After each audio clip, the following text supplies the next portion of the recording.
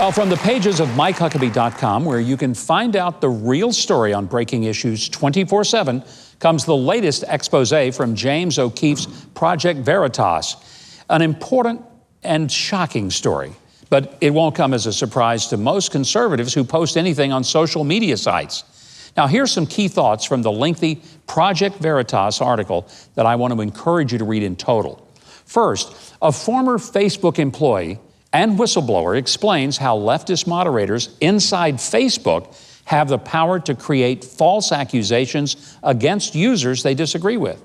Second, they take down the pages of those conservatives without even notifying the users that it's been done.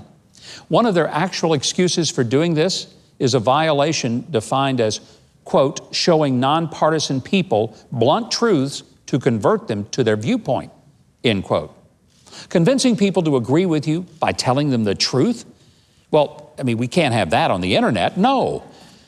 Well, this suppressing of conservative voices on major social media sites like Facebook and Twitter, Instagram, YouTube means that nonpartisan public forums is now a serious censorship problem. And it's got to be remedied, and remedied now.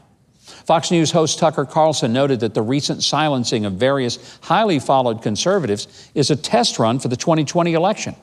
You see, in 2016, Donald Trump used social media to go around the corrupted mainstream media in order to reach citizens directly without the news media filter.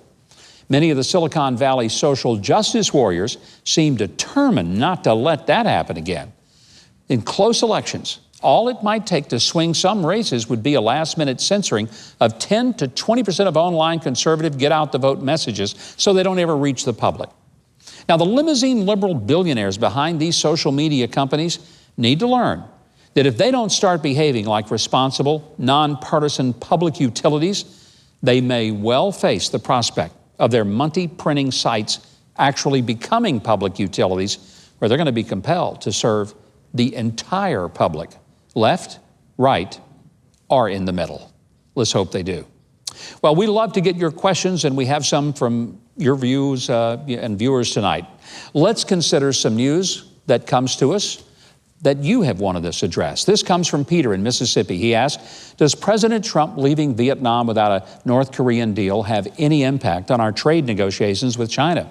Well, Peter, the answer is yes, it does, and I'll tell you how. China watched this very closely. And one of the things they saw was that this is a president who, as much as he loves to get a deal, and he does, he's also a president that you could say it this way, Trump ain't no chump. And when he sees that he's being pushed, he simply stands up and walks away. It's a real lesson to the Chinese. They're not dealing with somebody who is necessarily going to give them what they want if what they want isn't good for America. That's what he did with North Korea. And what China saw, it's what he will do with them. Look for things to get better in the negotiating terms with China and things to change with North Korea. Now, until next time, thanks for your thoughts and questions on the facts of the matter.